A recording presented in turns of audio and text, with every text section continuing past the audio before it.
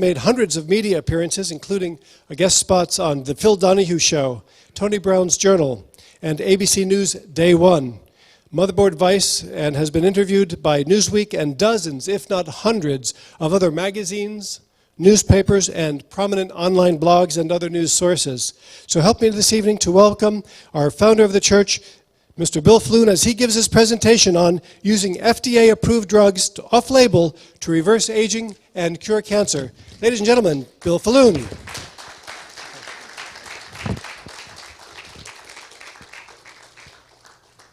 Okay, group, as Neil told you, the title of this particular event is very serious because the information I'm going to disseminate may very well save your life or the life of someone you care about.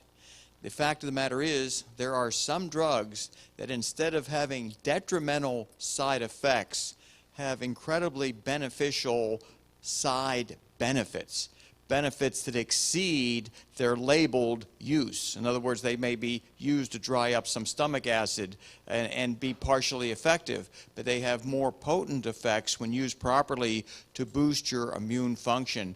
And this lecture deals with cancer and aging, and they both go together. A lot of people associate cancer with middle-aged or younger people because when a younger middle-aged person is stricken with cancer, well, it's a tragedy, and people will raise money, they'll start organizations, they'll really try to do everything they can to spare that younger person.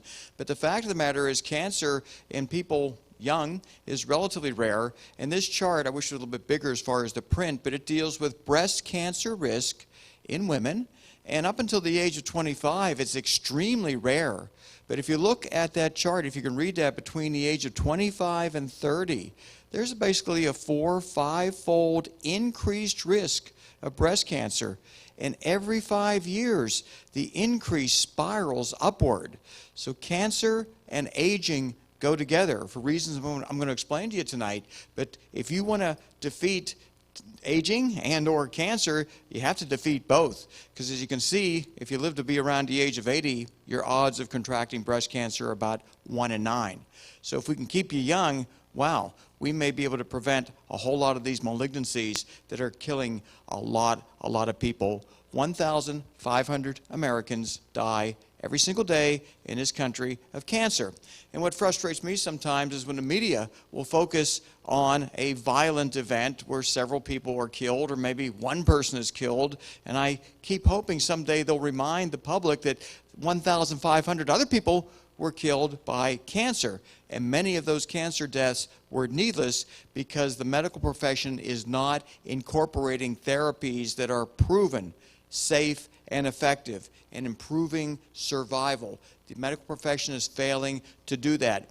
A drug that I've talked about a couple times before, but I'm going to reiterate it tonight. It's so important that people understand cimetidine. Now, the brand name of that was Tagamet, and most of you have seen hundreds, if not thousands, of commercials in the past for Tagamet as a way to dry up excess stomach acid. It's not used as much anymore because the proton pump inhibitor drugs like Prolisac and Prevacid, those are now much more common. Those proton pump inhibitors have serious side effects. So if you suffer from esophageal reflux, you should look at alternatives because the proton pump inhibitors will increase your risk of kidney failure and a host of other degenerative disorders. But cimetidine, that has some unique side benefits that can dramatically improve survival in a wide variety of cancers. It's been studied the most, though, in colon cancer. And here's a study in 1994, and it showed that when cimetidine was introduced preoperatively, which is very important, by the way, when a cancer patient undergoes surgery, their immune system is depressed by virtue of the stress and the trauma and the recovery that occurs by virtue of cancer surgery. So these doctors did something very interesting. They administered cimetidine 7 days before the surgical procedure, and then they did it afterwards.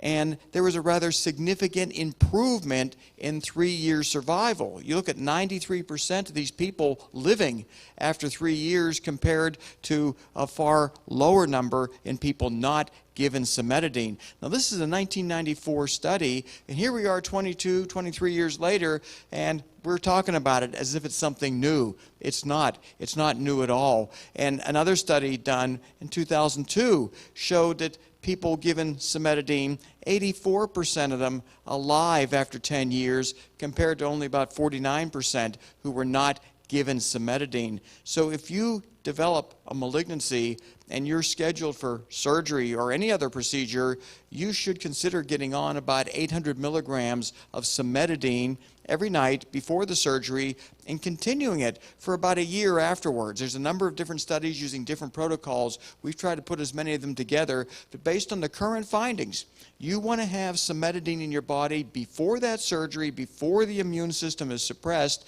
and you want to keep it there so that you can get some of the benefits of both the immune boosting drugs that are coming around to become rather popular nowadays, but they can work a lot better if you've got a healthier immune system to begin with. And cimetidine is one of those drugs with significant side benefits, not only against cancer, but against herpes-type infections, shingles outbreaks, warts, HPV warts, all kinds of viral problems can be suppressed with a proper use of cimetidine. It's not something you take every day, by the way, as a dietary supplement. We've been suggesting some people as they grow older maybe take it for the month of December and January. Boost your immune system. It works by 3 or 4 different ways to improve immune function, including promoting the release of interleukin-2 that then stimulates your natural killer cells to become very active. It will inhibit the ability of cancer cells to cling on, to adhere to the capillary beds in other parts of the body. The molecule that it inhibits is called E-selectin. It's an adhesion molecule. If you're a cancer patient, well, you don't want high activity of E-selectin, and cimetidine has a really unique way of suppressing that, which is why we feel the survival improvements were so significant. So here we are, year 2017, and I'm giving a talk about a drug that was shown effective back in 1985. That long ago was published information indicating cimetidine might be effective, and we had doctors back in 1984, 85 using cimetidine on their patients, getting the results that I'm talking about, but there was no way to disseminate that information, which is one reason why I founded this church about 4 years ago. I wanted to get information out to people, information that they would remember when a disease strikes them. This is very, very significant. Now, colon cancer death rates have declined somewhat, and a major reason is more people are getting colonoscopies. They're catching the colon cancer at such an early stage. It's curable often by the colonoscopy procedure itself when they remove the polyps, which are often pre-malignant lesions that eventually turn into colon cancer. But we still have 50,000 Americans dying every single year of colon cancer, and we've got a drug that could slash those death rates rather dramatically, and yet virtually no one knows about it. And the reason is, well, the FDA does not allow a company that sells cimetidine to tell you that it works. I can tell you because I don't sell it, but a company who sells cimetidine can't do it, so there's not going to be any promotion to oncologists who would likely advise their patients. It really means you've got to advise yourself. You've got to recall the scientific literature can provide lots of data for you to look at if you contract a disease. And if you don't pay attention to what's in the published literature, you're not going to get access to a drug like cimetidine. Very safe, very effective. Metformin. We've spoken about this drug many, many times in this church. I've been talking about it since the year 1995. And it's unbelievable that this drug has so many anti-aging properties and anti-cancer properties, and yet it's not being effectively utilized for both disease prevention, slowing aging, preventing and treating cancer, and potentially treating or preventing virtually every degenerative illness out there. Metformin. Diabetics are getting it right now. Enlightened individuals are taking metformin because they understand it has some tremendous benefits, mainly in the area of cancer prevention and cancer treatment. I'm going to explain how that works during this meeting so that you understand why you want to have metformin in your body. But going back to that previous slide, to think that that was approved in 1958 in England, and we had to wait as Americans until 1995 to legally gain access to it. And here we are in 2017, and it's illegal for the metformin manufacturer to tell you this is a good adjuvant cancer treatment, or this is a good way to reduce your risk of contracting cancer. It's somewhat absurd. These are just a few of the hundreds of published studies that validate the anti-cancer properties of metformin. If you type in metformin and cancer on the National Library of Medicine's database, you'll see hundreds and hundreds of studies validating its efficacy. The study that impressed us most was done at MD Anderson Cancer Center, and they found that pancreatic cancer patients who were taking metformin, or if they were taking metformin, they had a 62% lower risk of contracting pancreatic cancer.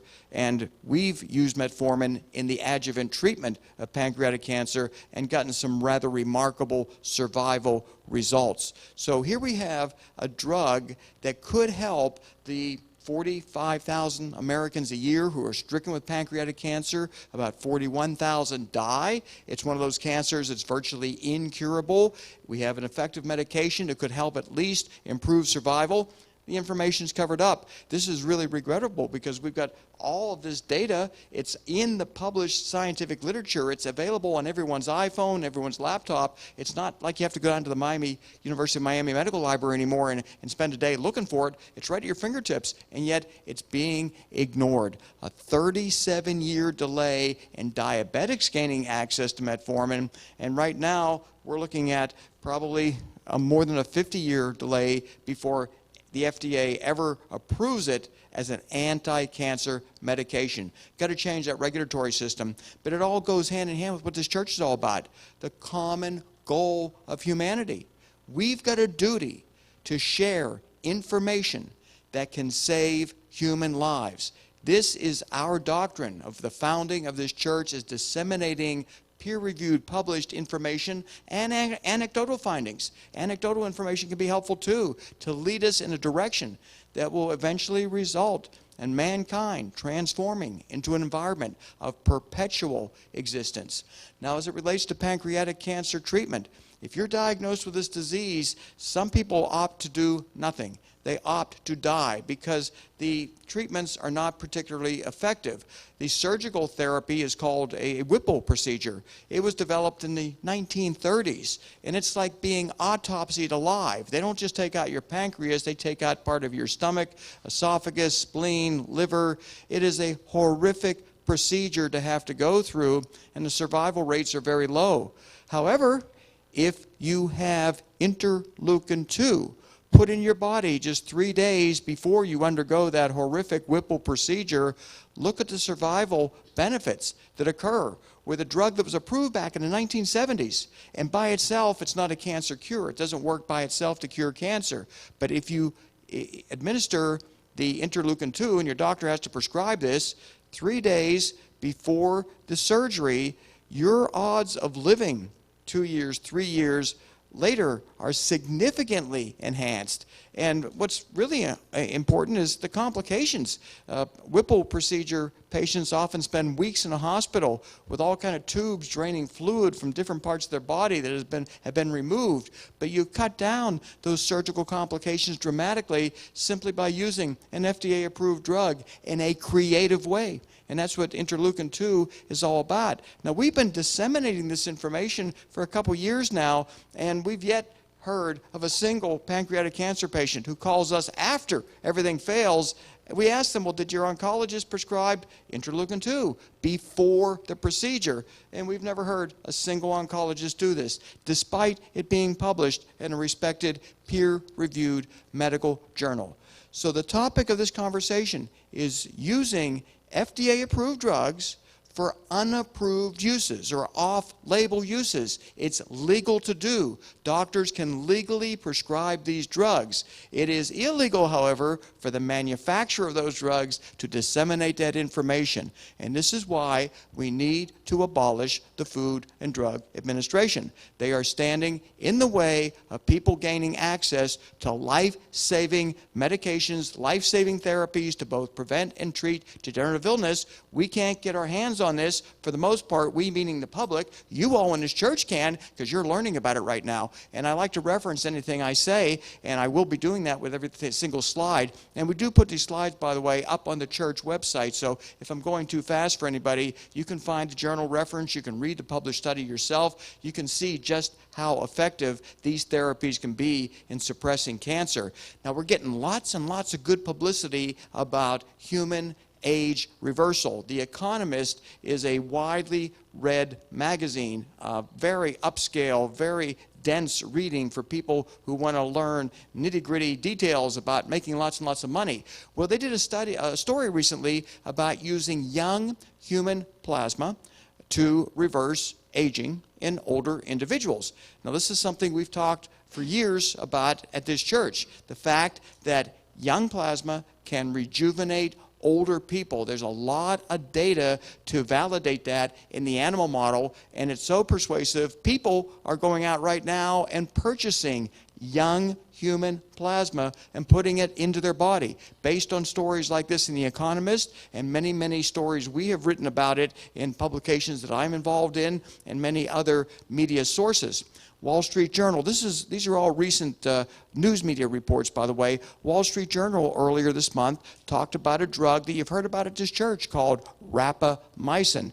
Rapamycin, by the way, may be a super metformin in the way it works. I'm going to describe that to you in just a minute. But what's happening is a group in San Francisco has formed the Young Dog Project, and they're giving rapamycin to old dogs. And from what we've heard so far, they're getting some really nice results in reversing aging in old dogs.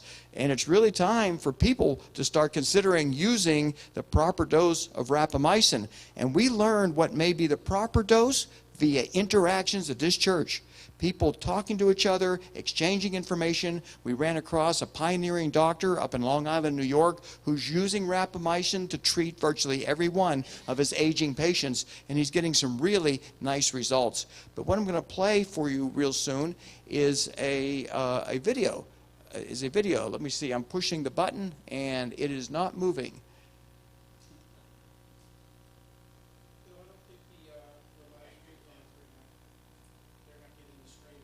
Okay. Okay, let me press the button now. Okay, these are the human age reversal projects that we are most excited about. Rapamycin is included in there, but so are a whole lot of other technologies. The NAD age reversal studies have already been done. The outcomes have been quite favorable. I just got a text, by the way, today, a couple hours ago, from one of our members up in Connecticut, and he was hooked up to an IV having NAD dripped into his body for the purpose of hopefully improving his heart function. He has some congestive heart failure and reversing his aging process. But these are the projects that we are most excited about as it relates to reversing human aging. And the great news is a study on senolytics, that's the dasatinib quercetin up there, the one up from the bottom, purge senescent cells with dasatinib quercetin. Those studies are almost complete in people. Wall Street Journal was talking about it's time to start doing some of these studies. Well, right now there are individuals who are initiating these studies. And again, rapamycin, it's extended the lifespan in virtually every species it's ever been tested in. The improvements are systemic, which is critical. If we rejuvenate your kidneys, it doesn't do you much good if your heart, lungs, or brain are not functioning. So there's systemic improvements and reduced rates of cancer, improved cardiac function. Rapamycin looks like a drug that we may start to advocate very, very soon. And just about a year ago, Science Daily reported on a study that then got picked up by CNN about the fact that when you give rapamycin to old mice, well, they live about 60% longer. And that prompted CNN to do an interesting story. I'm going to play this tape for you right now. Go, everybody, go!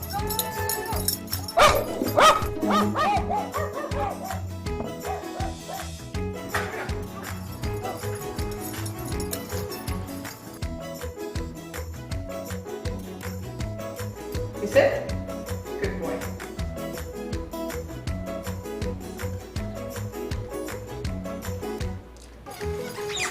He should be at the end of his life. He doesn't look it. Yes. Before he started taking rapamycin, how long would he run around for? After about 10 minutes of running and playing, he would get really tired, stop, and then his arthritis would kick in. And then he wouldn't walk for the next 2 or 3 days. And now how long will he run around for? An hour or two.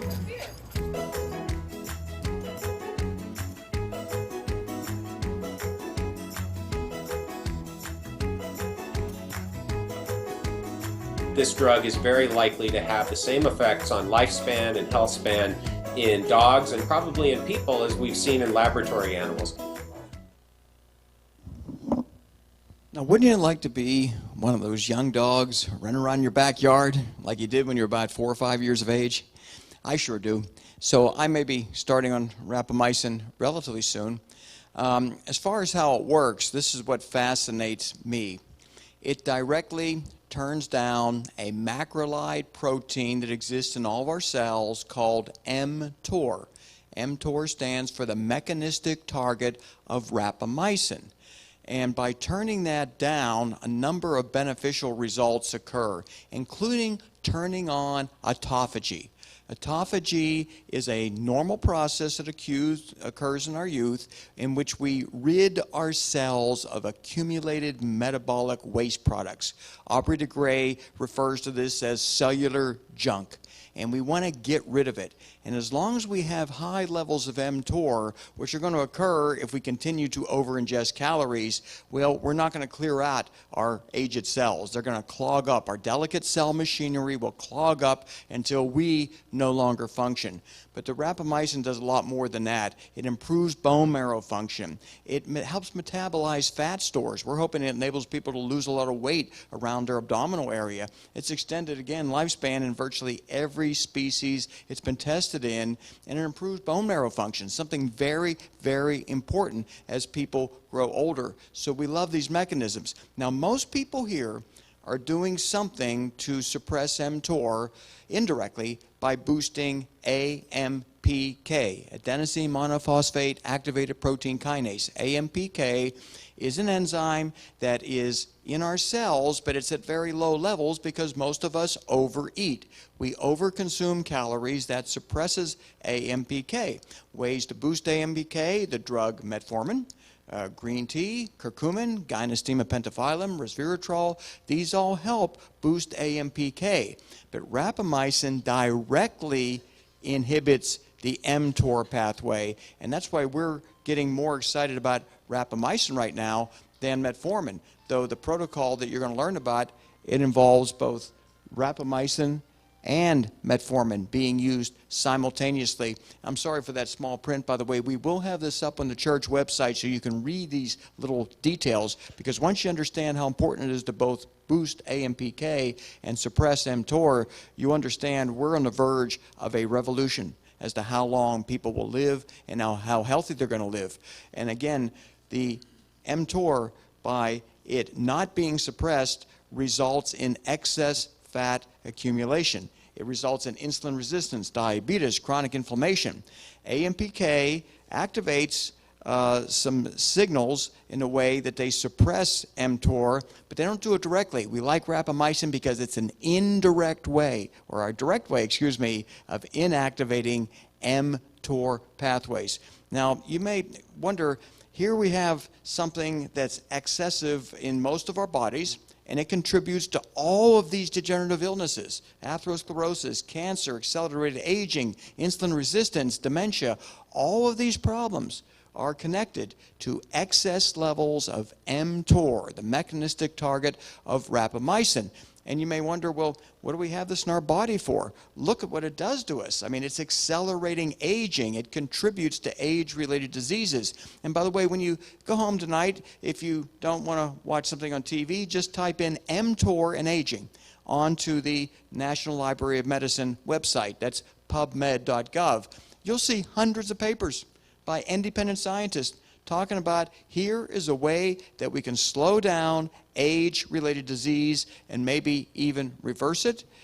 In this recent study, these are studies I pulled up just over the last couple days that were published over the last couple weeks, and some dramatic benefits in reversing heart dysfunction. People with congestive heart failure, they may be getting some tremendous benefits once rapamycin starts to be used. And because the FDA does not allow the maker of rapamycin to make a claim that it could be effective against congestive heart failure, well, we remain in the dark unless we attend events like this where we can freely disseminate truthful scientific information that we fully reference. So you can read the whole study and see what kind of conclusions. But these are remarkable benefits. And you figure there's 5 million people in this country with congestive heart failure, and there's a drug right now that could reverse that, and yet it's not being used. As it relates to prostate cancer and many other malignancies, you want to suppress mTOR. Any cancer patient, by the way, should take some step to reduce their mTOR levels, which is why metformin is probably working so well, because metformin indirectly suppresses mTOR. Rapamycin does it directly, and we like that a lot. We like that a lot. And this is a particular disease that's not common, mantle cell lymphoma, but it's very lethal, and there's not a real effective therapy that consistently works. Well, there's some preliminary research showing that an mTOR inhibitor and another drug, a tyrosine kinase inhibitor, together may be effective in treating this. The researchers, again, very recent papers, getting some very nice results. So if you hear of someone who has a difficult type of lymphoma, it's not responding to chemo, you might want to refer them to our church website, have them look into this data, because these drugs are available right now. These drugs don't have to be discovered, they don't have to be approved, your oncologist simply has to prescribe them. And if he doesn't prescribe them, I suggest you get another oncologist. Don't let yourself die while your doctor fails to prescribe drugs that are already demonstrated in the published literature to show efficacy. This study came out just a couple weeks ago. Metformin, therapeutic effects against colon cancer. And again, one of the benefits of metformin is that it indirectly suppresses mTOR. It also lowers glucose and insulin in the blood. But you look at the survival benefits of patients given metformin compared to the non-metformin patients. These are huge, huge benefits.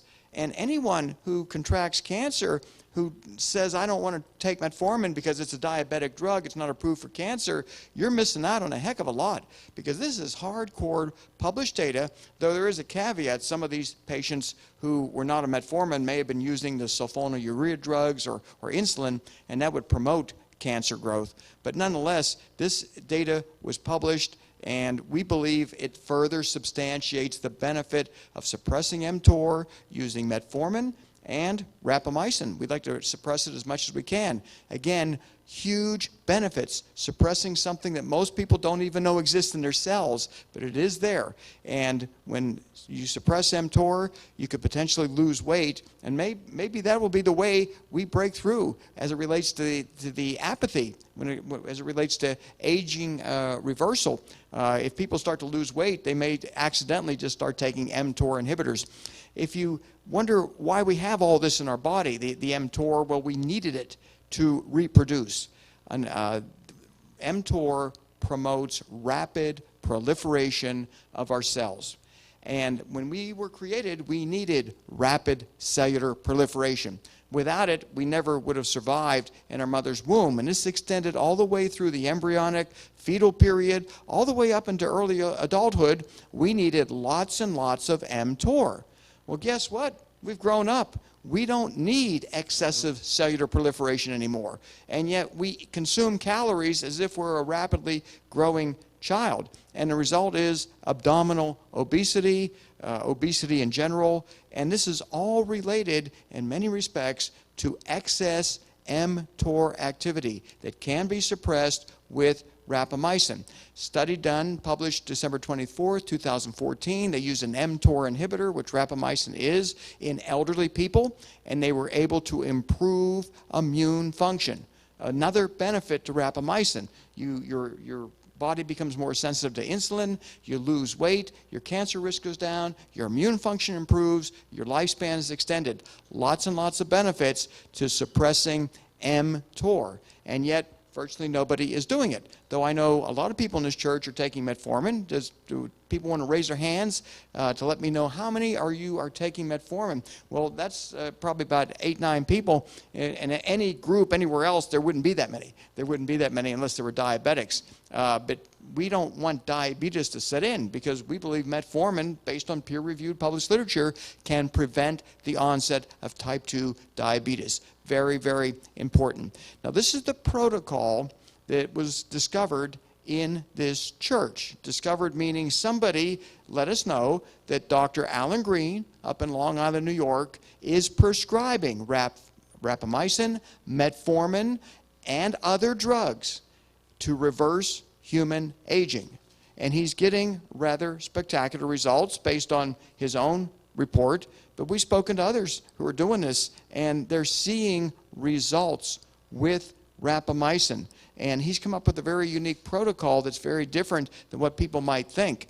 And as a result, we're going to be initiating a study probably November 1st. And this study will be out in Southern California, by the way. But we're going to enroll people who are over 60. And we want them to have some medical problems, by the way. We want to see if we can't reverse some of those degenerative illnesses.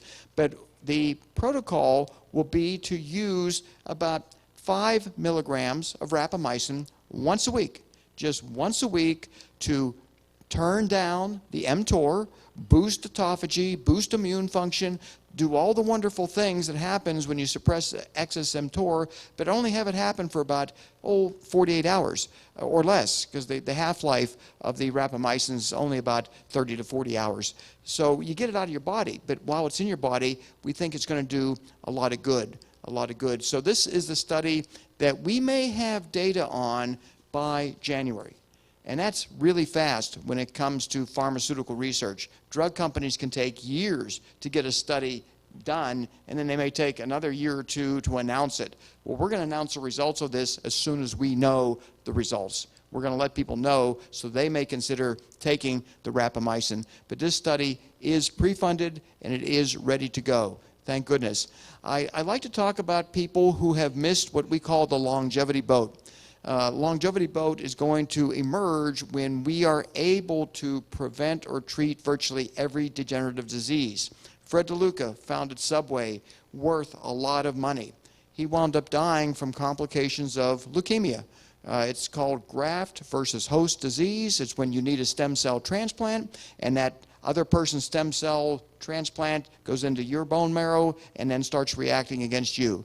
Dead at 67 years of age. You see Subway commercials everywhere, except the guy that's responsible for it, well, he's no longer around.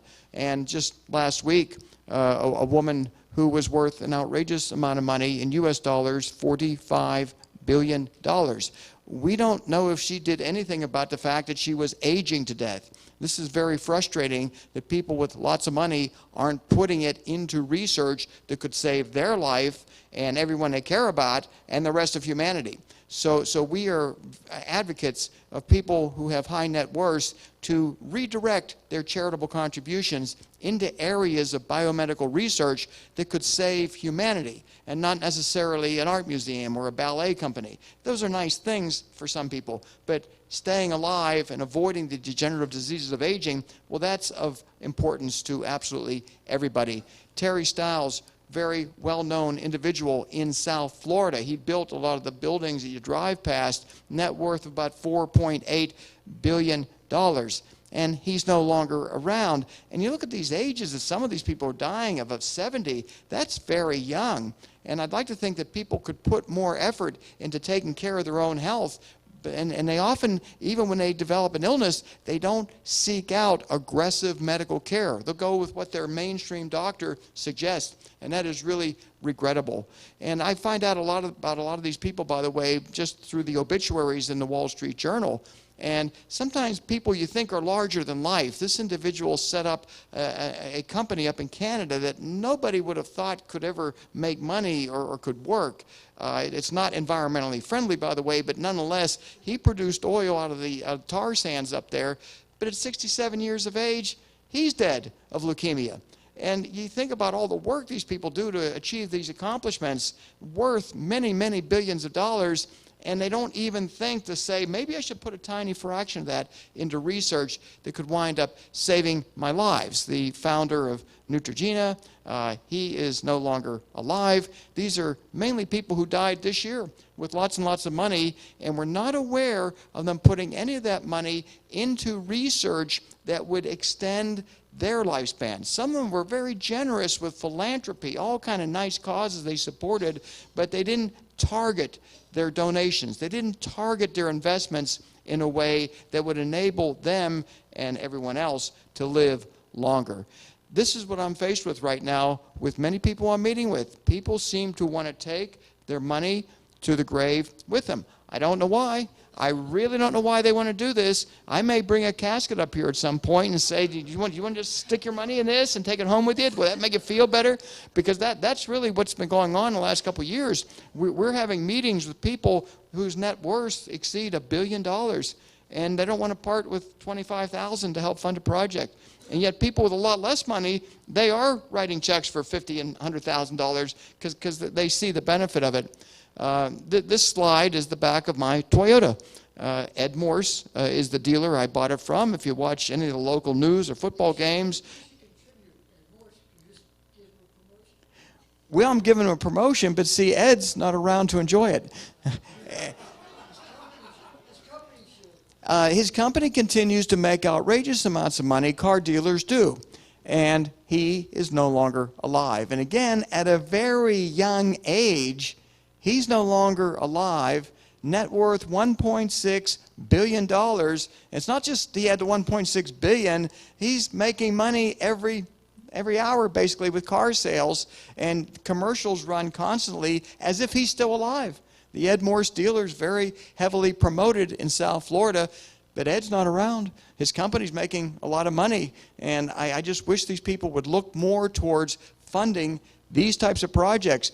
Because back in 2014, when I started to talk about this, and 2015, when we really got into it, well, before then, there wasn't much you could do. But this has now gotten a lot of publicity, as I showed you at the beginning with The Economist, the Wall Street Journal. The major media companies are giving this tremendous publicity that there's an opportunity to reverse aging, and yet people are not stepping forward to target their donations or investments in a way that's going to benefit them and those that they care for. And I want to emphasize, we're not talking about trying to develop a drug from scratch. Every one of these therapies involves therapies that are already used to treat illnesses. Even blood transfusions, they're done all the time. And we feel there's a novel way of using young, healthy plasma to rejuvenate older people. So everything you're seeing up here is already available. Most of them are being used in one setting or another, but they're not coordinated. And what our objective is to coordinate it in such a way that we use all of those therapies simultaneously. Report came out just a couple weeks ago on CNN about something we've talked about at this church, senolytic drugs.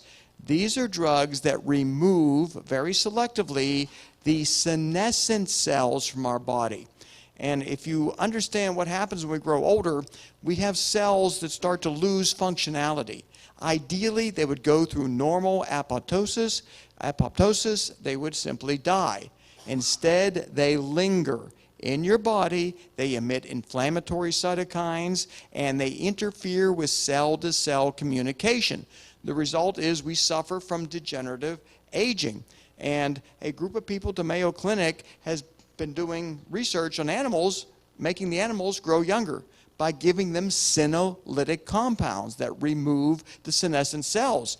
And the CNN report was based on the fact these scientists are saying it's time to start doing this with people. And our objective is to use senolytic drugs along with rapamycin, along with a protein we've talked about called GDF11, young plasma infusions, mesenchymal stem cells, thymic regeneration. Our ultimate goal in the next 9 months is to get a study where we use all of these therapies, not all at once, but we use them in a practical way. One practical way may be using the senolytic drugs first to get rid of the damaged cells that are doing your body no good whatsoever, and then introduce the rapamycin, the NAD infusions, hematopoietic stem cells. We would want to use plasma that has hematopoietic stem cell paracrine factors in it. That's our objective with that. But this is our ultimate goal, is to combine therapies that individually appear to be reversing aging. But if we do it in a systematic, methodical way, we may be able to take very old people and enable them to grow biologically younger. All that's missing right now is the funding. And for the studies that we're doing now, we're doing them at very low budgets, $75,000 to $100,000 per study. That's a shoestring budget, unfortunately, but we are able to get some meaningful results with that. This might cost many millions of dollars, and I'm going to spend a lot of time this year encouraging people who have far more money than they're ever going to spend to contribute just a little bit. Either invest it, donate it, do whatever you want, but let's get this study up off the ground. Because if we can make older people grow younger, their risk of heart attack, stroke, and cancer, and dementia, it's going to go in the other direction also. It's going to go down to a very, very low level, as evidenced by the studies that are backing up these interventions that we want to make into the aging process. This is our ultimate goal. We do have a game plan. We have a game plan. We've set up an organization called the Society for the Rescue of Our Elders. And this society was based on a group that was formed in Amsterdam around the year 1767. That was called the Society for the Rescue of Drowned Persons. Now, Amsterdam has a lot of canals, and people would fall into the canals and drown. Well, the conventional medical establishment back then said, you're dead. Well, a group of civic-minded people, similar to the group that's in this room right now, they thought, you know, there's a cardiopulmonary resuscitation techniques. They didn't know that word back then, by the way, but there were ways that they could bring dead people back to life. So they formed a civil society group that when someone fell into a canal and was brought out dead, they would run out and start pumping on the chest, breathing air into the lungs, and resuscitating what were considered to be permanently dead people. And they did a lot of good work, and that spread to a number of other cities in Europe where it wasn't the doctors doing it, it was civic-minded individuals restoring dead people back to life. Our mission with the Society for the Rescue of Our Elders is to recognize the fact that technology exists right now to potentially reverse aging in people in a meaningful way. And yet we're not taking advantage of that technology. It's going to require activists, individuals who are going to push this technology forward, and that includes, by the way, physicians and other people who are on board with this. They want to see this research accelerated because every single day, 5,000 Americans die of a degenerative illness. Aging kills 5,000 Americans every day in this country, and we basically ignore that fact when we report on accidents and terrorist attacks and other factors that kill just a fraction of the number who are going to die anyway. And you look at the tragedy at the Rehabilitation Center of Hollywood. That's a nursing home that had electricity cut off, and about 11 people died from the effects of excessive heat. Well, I'm very familiar with that place because in my early years as a funeral director, embalmer, intern, I would go there, and I would pick up people who had died from aging. And I'd go into a room that had maybe 4 people in it, and I'd have to go back out and ask the nurse, which one is the corpse? Because they were in such horrific shape from Alzheimer's or paralyzed with strokes, you couldn't tell who was dead or alive. They were in diapers, feeding tubes. It was so horrific. And yet we've got all this media coverage that's gone worldwide that 11 old people died of heat stroke in a Hollywood nursing home, and the elephant in the room, which is aging, somehow seems to be totally overlooked. And I'm going to do a little report on what the newspaper reports the conditions were before the hurricane cut off the electric, because they were really bad. I mean, a person who suffers a stroke, most of which are unnecessary, by the way, and I'm going to do another stroke presentation, because you got people who have been in that nursing home for 10 years, half their body paralyzed with a stroke that could have been prevented. It's kind of ridiculous. And you think about the money society is spending on all that. But nonetheless, the media has treated us really well recently with good reports about aging, reversing it, and yet they've overlooked the fact that they concentrate their coverage on isolated events that don't affect most people, and they ignore aging. So the Society for the Rescue of Our Elders, we have a number of strategies. They are being worked on every single day. We've got volunteers working on this every single day to push this forward to enable age reversal to occur in our lifetime. And the way that you can be kept up to date is to register on the rescueelders.org website. And I want to announce that we are making major upgrades to this site. We've had some people volunteer to come in and make it professional. It was set up just as a civic-minded group of individuals, volunteers. There's no money put into it, but some people said, you're going to get a better website, so we're going to make that happen for you. And that's what we can all do for each other. We can take our individual skills and say, what can I do to help you achieve this kind of success? The success meaning reversal of human aging. So this website is something that you all should be registered on, because if you register, that's going to stay, but we're going to make it much more interactive, much more robust as far as the forums. We're going to be communicating information back and forth.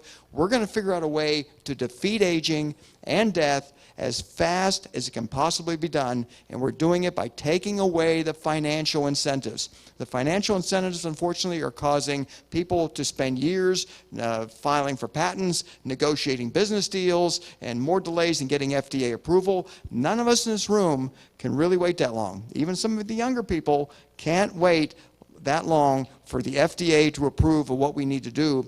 We need to do it ourselves, just like the Society for the Rescue of Drowned Persons did in Amsterdam in 1767. They brought dead people back to life. We are determined to enable older people to grow biologically younger. And I'm open for any questions you'd like to ask.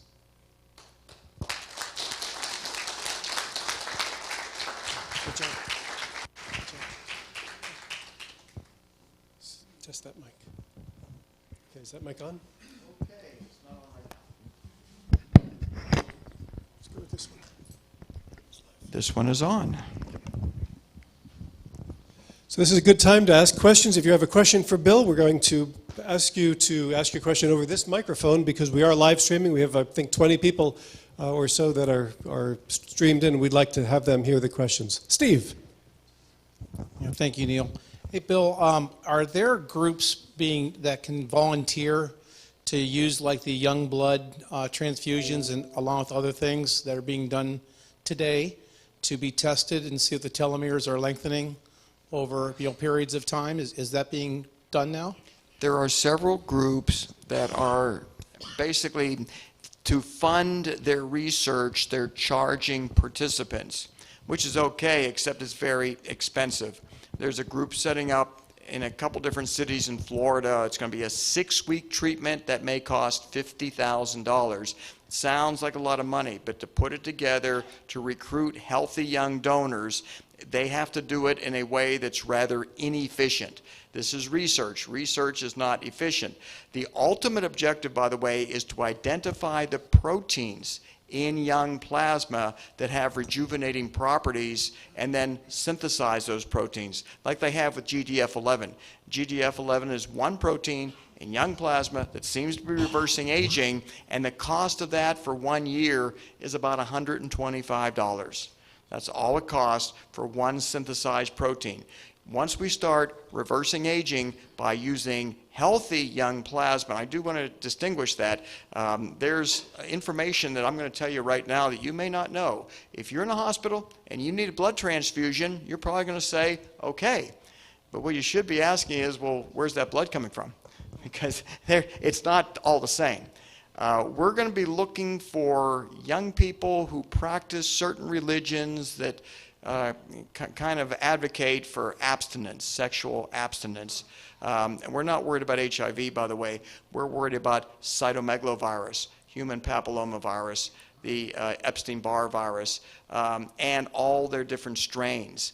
The viruses that people should be afraid about, they don't even know about. We've talked about them at this church, by the way. Cytomegalovirus, most of us have it, and it does accelerate aging. We'd be better off not having it in our body. It's a herpes class virus, and it's very hard to eradicate.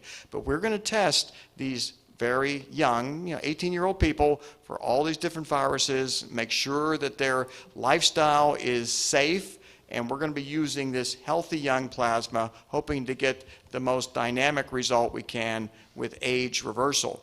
So as far as using young plasma, I don't think it's being used by people who are buying it in a scientific way. They feel better when they put young plasma in their bodies, so they keep buying more and more of it. That could create a long-term problem. What we want to identify are the concentrated components of young plasma that are responsible for the rejuvenating effect as occurred in the animal model and apparently is temporarily occurring in older people.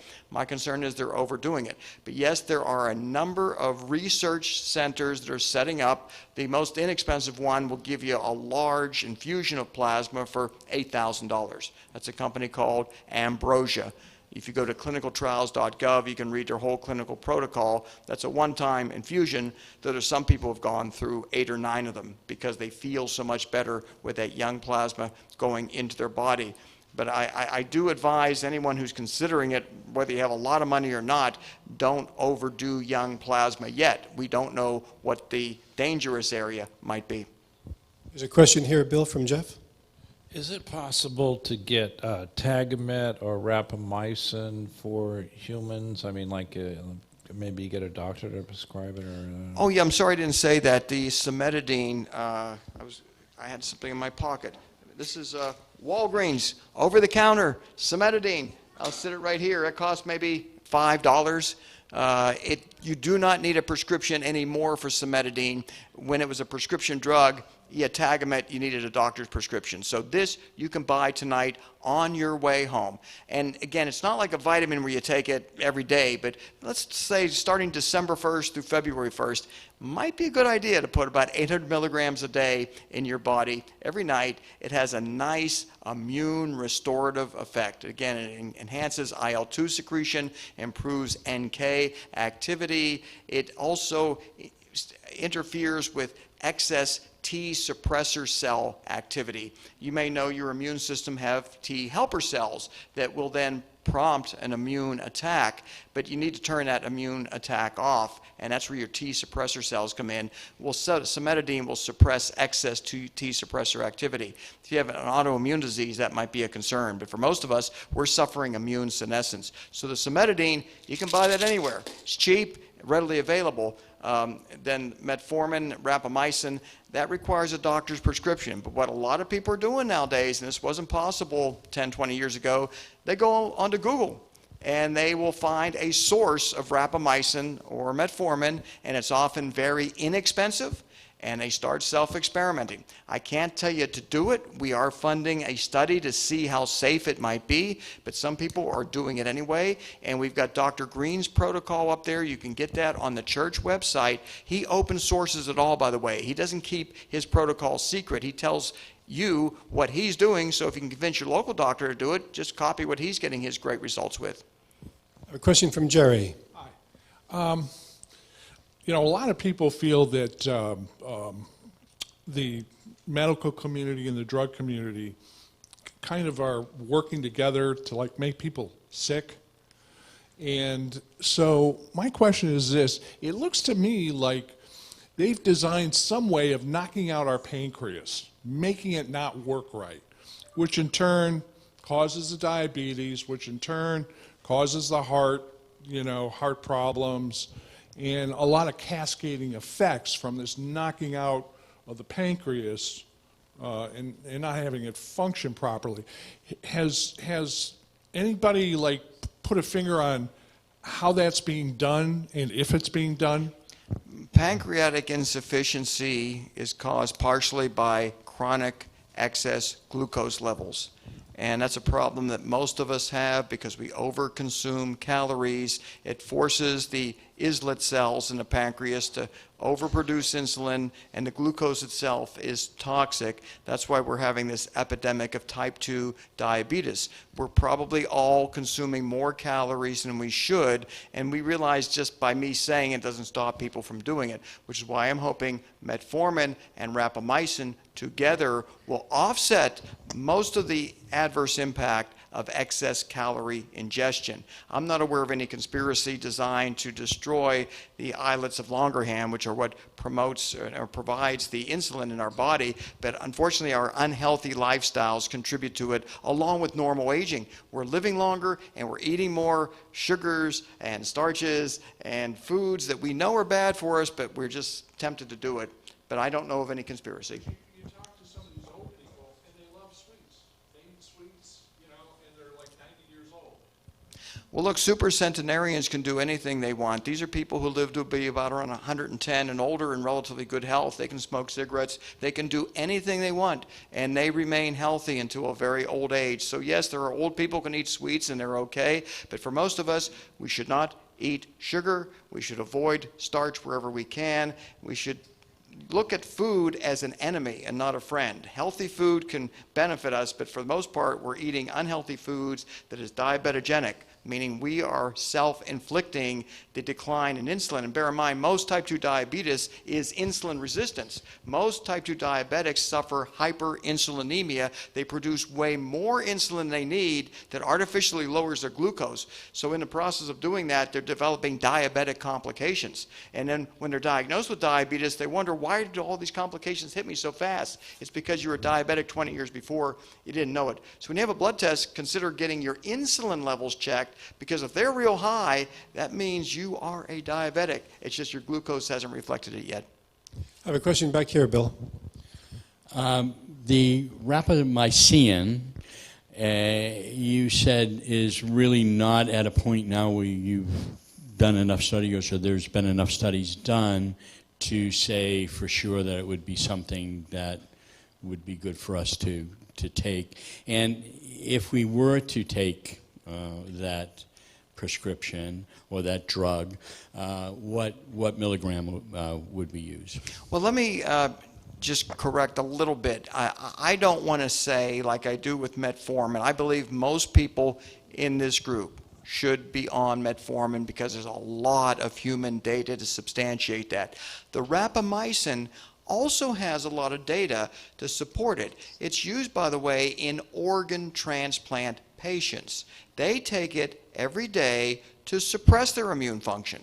What this pioneering doctor in Long Island, New York, Dr. Green, has discovered is if you use the rapamycin in a rather high dose of 5 milligrams once a week, he feels it's very safe, and he's been treating patients with that. And he only charges, by the way, $350 for initial consultation. He gives you the prescription. He tells you where in Canada to buy it real cheap. It's truly a bargain, and he open sources it so that you don't really have to go to him if you have a cooperative doctor. But I'll probably start rapamycin relatively soon based on the accumulation of data indicating efficacy and probable safety. Now, what some scientists from Harvard, smart guys, were doing, but they made a mistake, they were taking about a half a milligram of rapamycin every day for 3 months. And they weren't feeling so good. They were feeling some of the toxic effects because it was building up in their body. But the once-a-week dosing of rapamycin, 5 milligrams once a week, it stays in your body for 30 to 40 hours, and then it's gone. So you get all the benefits, and the drug's not there anymore until you get your next dose. I have a question from Metris here. Metris? This is a personal testimony. This gave confirmation to the regimen that my doctor gave me. I'm not a diabetic. I'm on metformin. I started my lifestyle change on June 30th, and I've lost 40 pounds. No sugar, no carbohydrates. So hearing everything you said today really just resonated that I'm on the right path, and I made the right decisions. So just wanted to say thank you. So my doctor is in South Florida, and what y'all must be friends, because everything that you said is a part of their philosophy and how they treat their patients. Well, let's give her a hand. Let's give her a hand.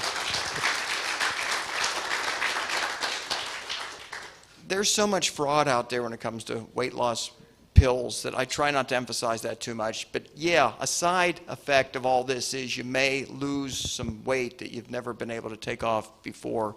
40 pounds, I have heard that before from people. I'm trying to tell people, take these drugs to save your life, and a side effect may be you may lose weight. For some people, they're going to take the drugs to lose weight, and the side effect will be they live longer. Fantastic, by the way. Question up front here from Rosita. Thank you, Neil. Mine is not so much a question, but it's more informational. The supermarket chains of Publix, the pharmacy provides free metformin just with a doctor's script. Yes. It's free. Yeah, Publix has been doing that now with a number of generic drugs, that it's free. Just need your doctor to write the script and get it for free, or you can buy it cheap offshore. But the good news is it's not one of those expensive generic drugs. I've held bottles of generic drugs up here on this podium where they cost $800 to the consumer and the raw material cost is 80 cents. But more popular generics like metformin, free or really low cost. So we're not talking about anything that's unaffordable. This is readily available for everybody. I have a question here for Steve. I'll come to you in a minute. Steve, did you have a question? Yeah, I've actually got two quick questions. The first one is on giving blood. I've heard that giving blood sometimes is good for you, sometimes I heard it's bad for you. The second question is on calorie restriction. A guy like me, what would you recommend as far as amount of calories? The only benefit to giving your blood and not cryopreserving it, if you ever donate blood, cryopreserve your own blood for future use. It could literally save your life. If you have hemochromatosis and it's an iron overload disease, these people have to donate blood every 3 to 6 months sometimes to get rid of the excess iron that would otherwise kill them. But even if you're a hemochromatosis patient, you should cryopreserve that blood because you may need it in the future. But donating blood is not good for you. You're giving up part of your immune system. So I'm telling this group that. I don't want to tell the world that, although there may be no more donated blood, but it is not good to donate your healthy blood. There are only so many immune factors in your blood, and every pint you give up, you don't necessarily replace those. As far as calorie intake, ideally, someone like yourself, about 1,500 healthy calories a day. That would be a good ideal target for you to attempt to achieve. Some people eat 1,200. Brian Delaney, who's moving here, by the way, to be part of our whole organization, he's gone on 800 calorie diets for weeks, if not months on end. But 1,500 is something reasonable to target, and if you go over it a little bit, it's not going to be disastrous.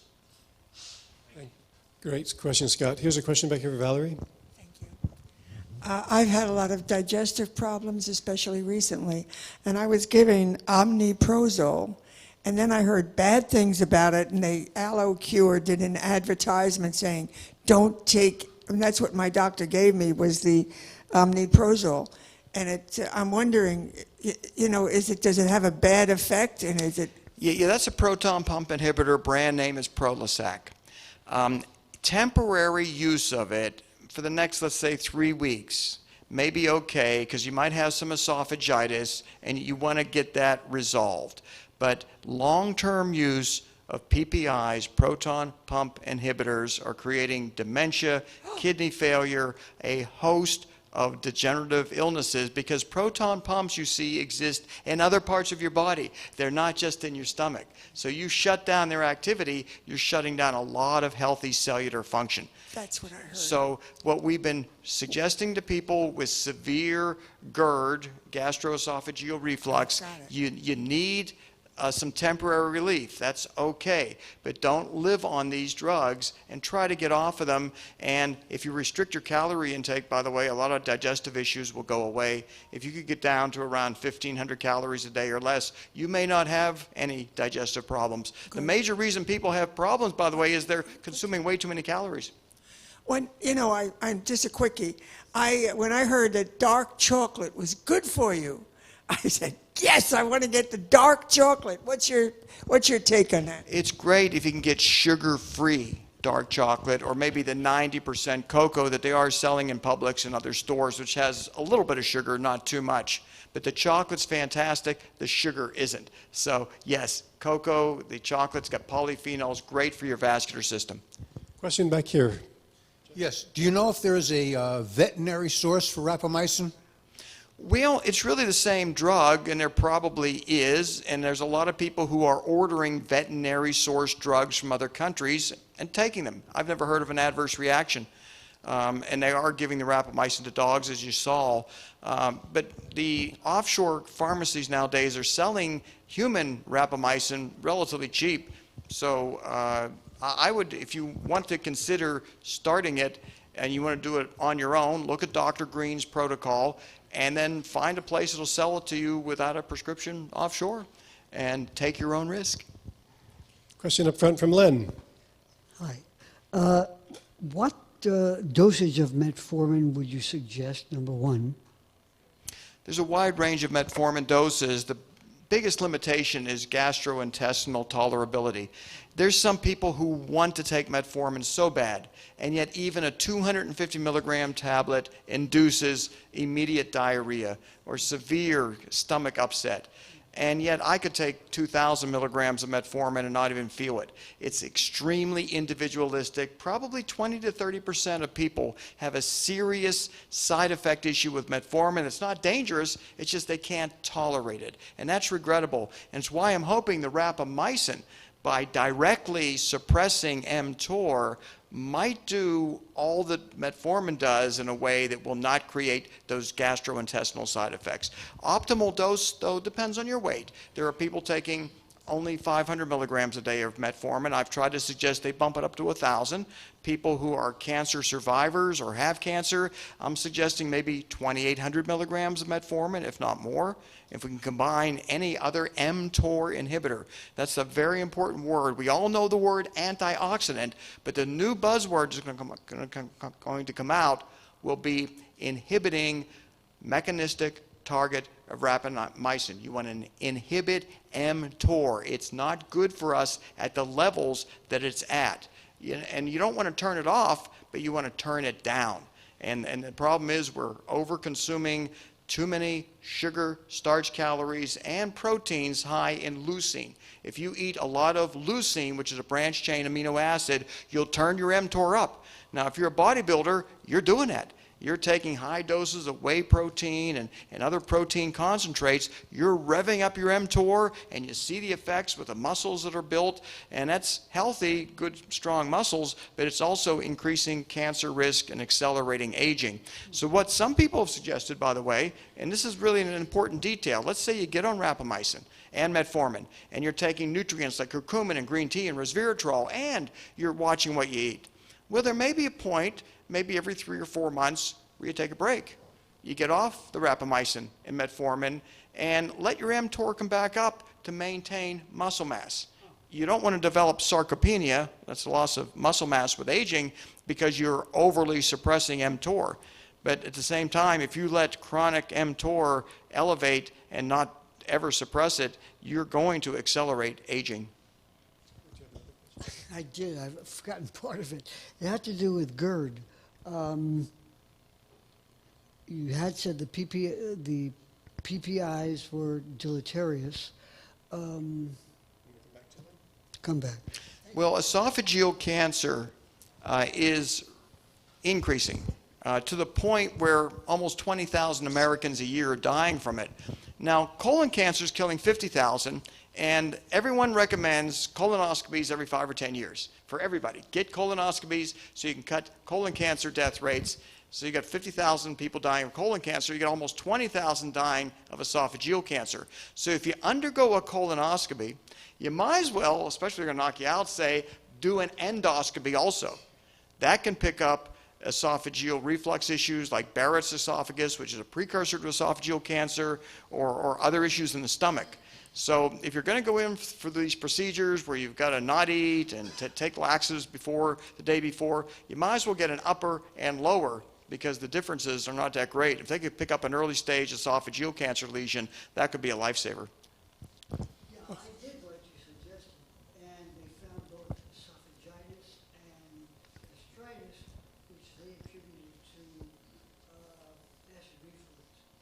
What do you suggest, or what does Perpetual Life suggest in terms of treating that?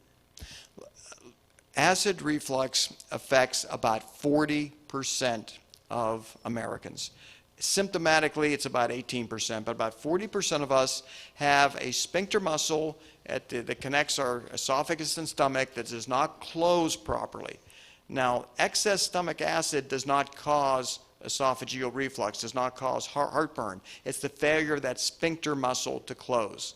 And obesity is a huge factor behind it, but other people have issues. There's not an easy solution for it other than to lower your calorie intake, eat smaller meals, prop your bed up at an angle so when you're sleeping it holds down the stomach acid. There are some natural ways to reduce esophageal reflux. There are a small percentage of people who are going to have to go on and off PPIs though. If they don't, they're going to have horrific heartburn and potentially esophageal cancer. But about 80% of people taking PPIs chronically don't need to do it. I was given a diet of not eating tomatoes and citrus and stuff like that. A friend of mine who's got a PhD in nutrition said that's bunk. Do you know anything about that? Well, I think it is too, because I've talked to a number of people who says the components of their diet does not create heartburn for them, and others, though, it might. So it's something where if you're suffering chronic esophagitis or heartburn and there are foods you should eliminate, well, try eliminating them for a month and see if it helps. But for the most part, smaller meals, lower calorie intake, avoid obesity. These are natural ways of dealing with heartburn. We have time for a couple more questions. Here's Rich back here. Hi there. Really a very informative presentation. I was wondering, can senolytics actually adversely affect any cell lines in your body? Well, the idea with a senolytic compound is that it selectively destroys the senescent cells. If it weren't to do that, then there would be an issue. The reason we're doing the dasatinib quercetin study is to ascertain, are there going to be problems? But when they test these senolytic drugs in the animal model, they're getting spectacular age reversal effects, and these are systemic age reversal effects. So we will have the results perhaps within the next 4 weeks of a dasatinib study where they use 3 different doses in older people with a number of comorbidities, and we're going to maybe know how well they work and if they are safe. But bear in mind, dasatinib, which is a drug everyone's most excited about, but there are other senolytic compounds, dasatinib is taken every day by leukemia patients, and taking it every day, they have some minor side effects. We're advocating for a dasatinib dose of maybe 1 high dose over a 3-week period, once a week times 3 weeks, and do that every 5 years. So you can see that if leukemia patients are tolerating it every single day, and we're saying take 3 higher doses every 5 years, the side effect risk is relatively low. Bob. It's a question from Bob. Yeah, Bill, you're obviously in good health. How do you see rapamycin helping you? In other words, you're obviously in pretty good health, and it would seem like you want to lower or increase mTOR. How do you see it specifically working in your case? Well, I have, I just had some blood results back 2 days ago. I'm going to turn 63 this year. These were the best blood results I've ever had in my entire life. I've had blood tests since I was in my late teens. I do have bone marrow issues that are hereditary. I'm hoping the rapamycin might help with those bone marrow issues, but these blood tests anyway revealed bone marrow to be in perfect condition. I've undergone aggressive therapies, all unapproved by the way, aggressive therapies over the last 5 years, so maybe this is my reward for taking some chances, including NAD infusions and Dr. Maharaj's protocol which is to use a drug given to chemotherapy patients very aggressively, and I've done that over a 3 to 4 year period. So my bone marrow may have already been rejuvenated. But if we see the results with rapamycin as we continue to see, including the autophagy, I may want to suppress my mTOR a little more and not keep it that way, but just suppress it for a couple months. Question in the back from Mike. Yes, I saw a study on Google one day where they were talking about AMPK activator, IGF-11 activator, but they did not talk about mTOR. What I'm trying to figure out, if you're only activating the growth factors and you're not inhibiting the mTOR, could that become a problem? Let me explain, because I didn't do it as clearly as I could have. When you activate AMPK, all kind of beneficial actions occur in your cells. At the same time that you activate AMPK, you indirectly suppress mTOR. And that's good, but you may not suppress mTOR sufficiently. So the benefit of rapamycin is it directly inhibits mTOR. Metformin does it indirectly. Now, for some people, that's all they need, is the boost of AMPK. We all want more AMPK. It has numerous longevity benefits associated with it. It's the primary mechanism of action of metformin and curcumin. They're AMPK activators. So for most people, they need to boost their AMPK because they're overeating. Now, if you restrict your calorie intake, I mean really restrict it down to about 1,000 calories a day, you may not need metformin or rapamycin. You may not need that. But for most of us, we do. Question from Drew. Yes, you haven't touched on this tonight, but I'm wondering about testosterone. Within the normal range, some people could be low or high. I've heard different things about having too high or too low. Can you talk a little bit about testosterone? An aging man wants to restore his testosterone levels back down to a physiological normal range of a healthy 21-year-old. It's really that simple. And when you talk about age reversal, we were doing this over 20 years ago with testosterone replacement.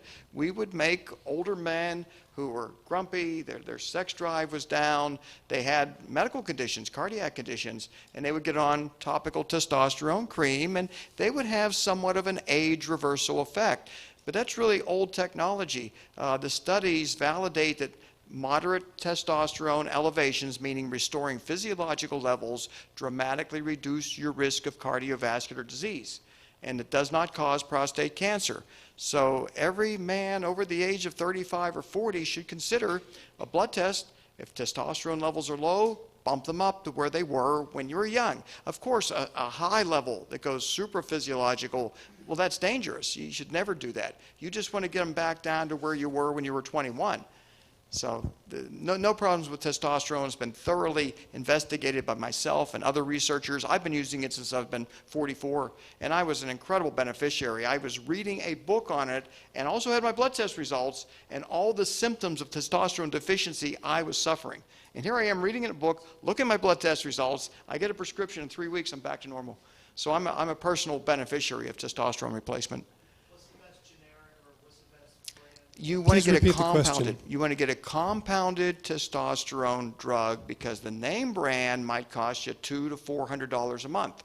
Compounded may only cost you $45 a month. So you get your doctor to write a prescription for compounded testosterone cream, and it's now affordable. Men in the past were paying a fortune for it. Okay, a question back here from Jeff. Yeah, actually, it's not a question. It's an answer for the people talking about GERD and acid reflux. It used to be called acid indigestion a long time ago, and in Chinese medicine, the cure for it is to eat less food. It's not the number of calories, because they didn't know about that, but also to increase the amount of acid by drinking things like apple cider vinegar. Because acid indigestion is just that. You're not digesting your food properly because you don't have enough acid. Well, that would be true for certain people. For certain people. So I went ahead and go up here. Len, did you have one more question?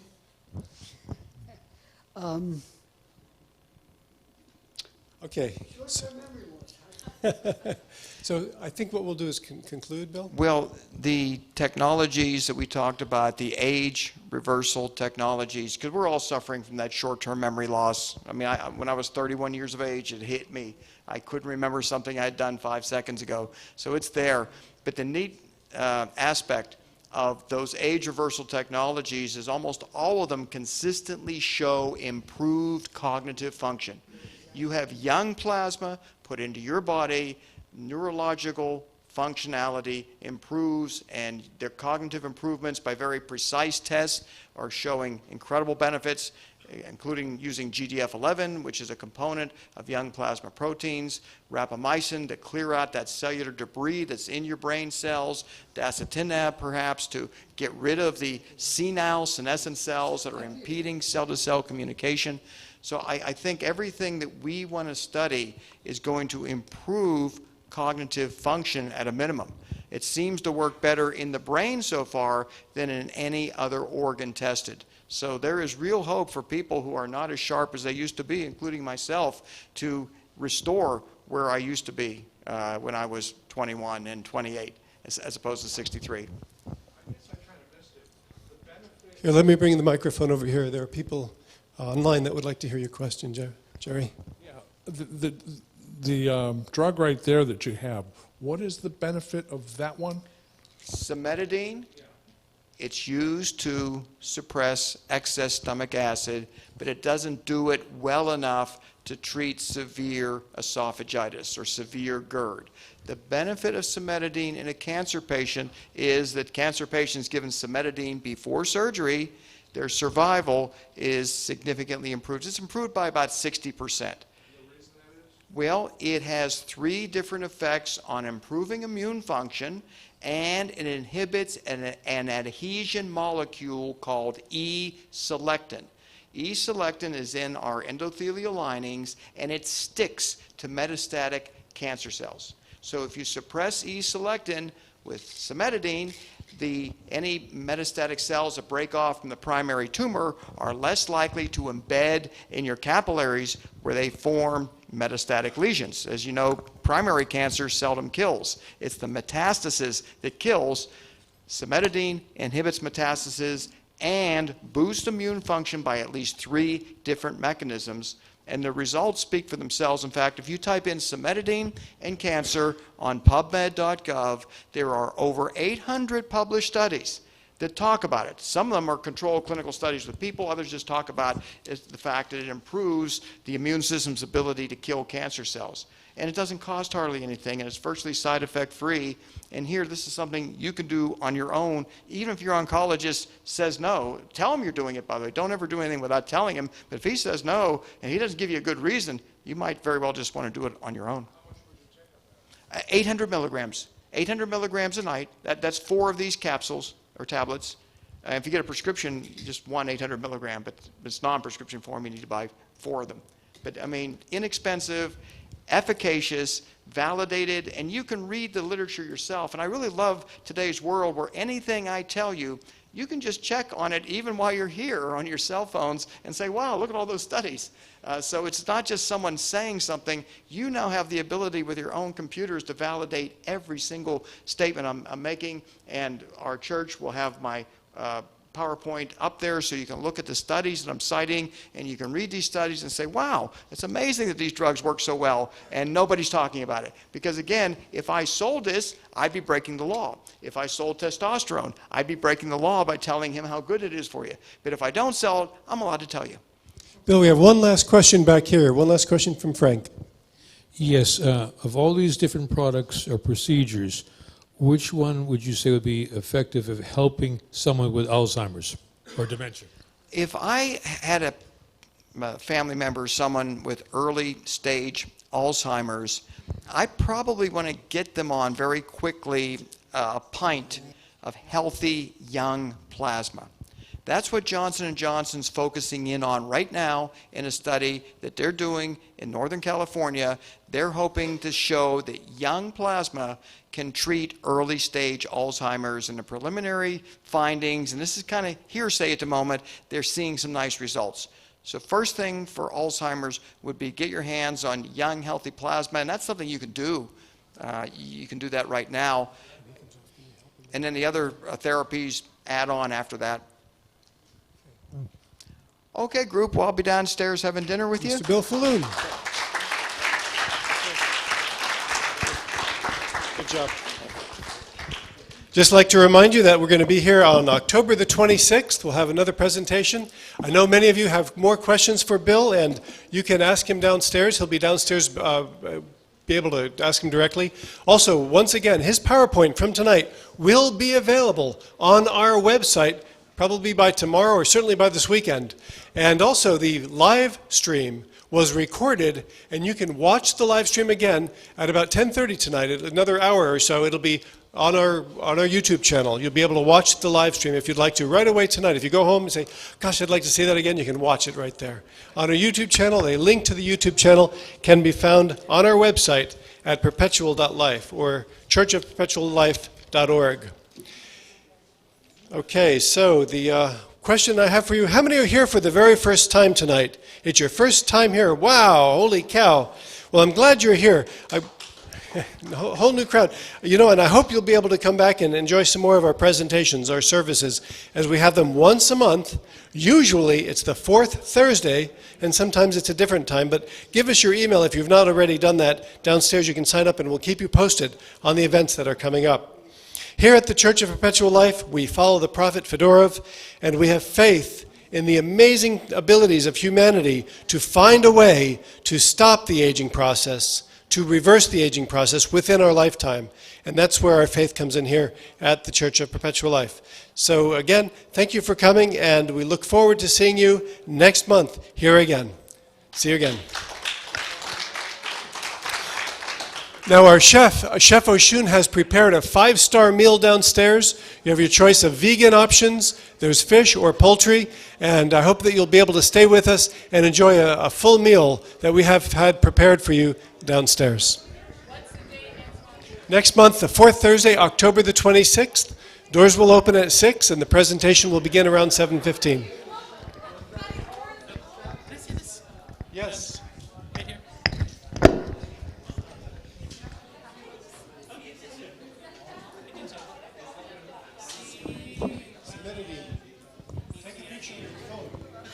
It's called Forever Young.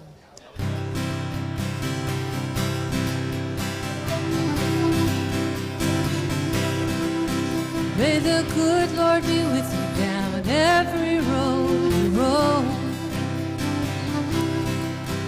And may sunshine and happiness surround you when you're far from home. And may you grow to be proud, dignified and true,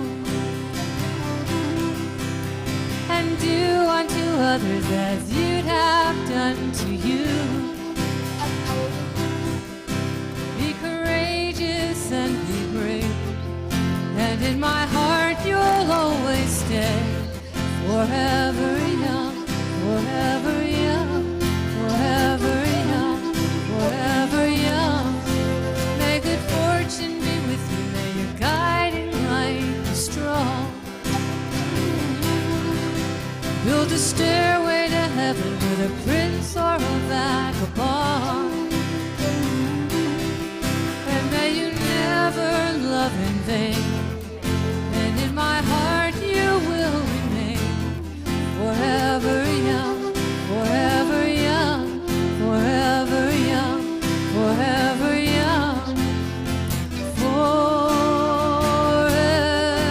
forever young, forever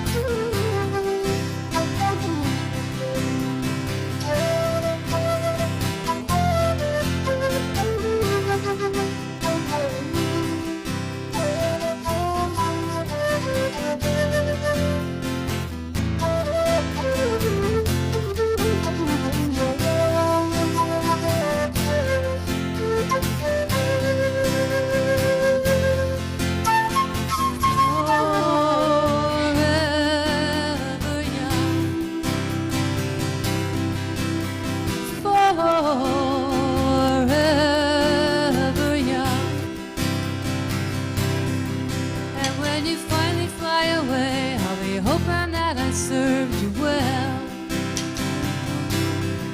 For all the wisdom of a lifetime, no one can ever tell. But whatever road you choose, I'm right behind you, win or lose, wherever